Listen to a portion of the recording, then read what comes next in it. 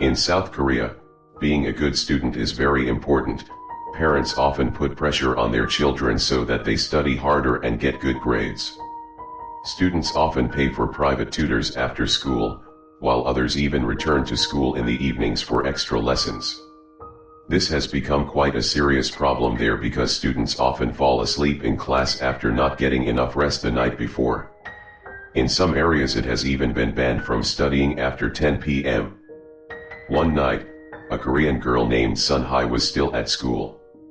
It was quite late and she was studying at the library with her classmates. Only the lights in the library were still on, while the rest of the school was pitch black. A few moments later, Sunhae felt the need to go to the toilet. After telling her friends that she would be right back, Sunhae walked out of the library and down the hall to the toilet. A few minutes had passed in the library, when the other children suddenly heard a soft tapping sound, which seemed to be coming from the window.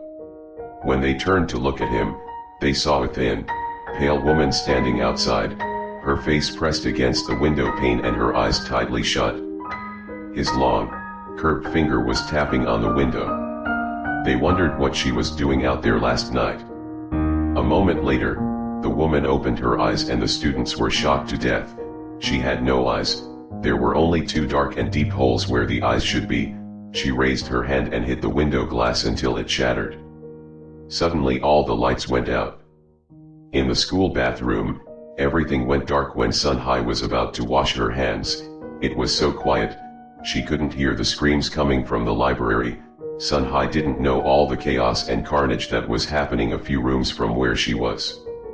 He continued washing his hands in the darkness, completely oblivious to the groans that echoed down the hall.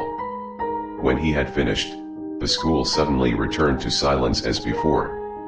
Sunhae opens the bathroom door and walks towards the library. When she reaches it, she stops in her tracks.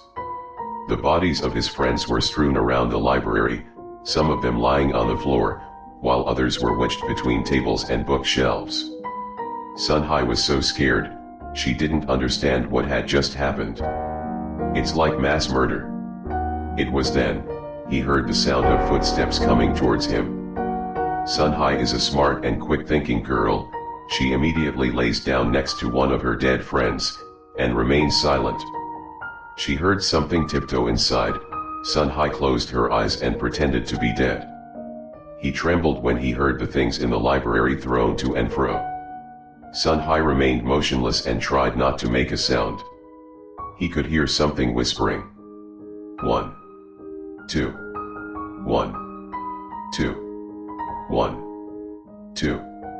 Curiosity overcame her fear. She opened her eyes slightly and peeked out. There, in the middle of the room, stood a hideous woman dressed all in white. Sunhae closed her eyes again and almost screamed. She saw the woman circling all corners of the library, checking every corpse, while continuing to mutter. 1, 2, 1, 2, 1. 2. The girl closed her eyes tighter, praying that the woman would leave there soon.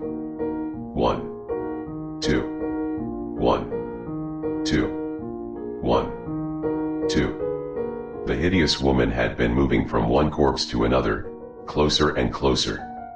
1, 2, 1, 2, 1, 2. Sunhae continues to listen, trying not to do anything to attract attention. 1, 2, 1, 2, 1, 2. The creature was getting closer. Sunhae, stay still.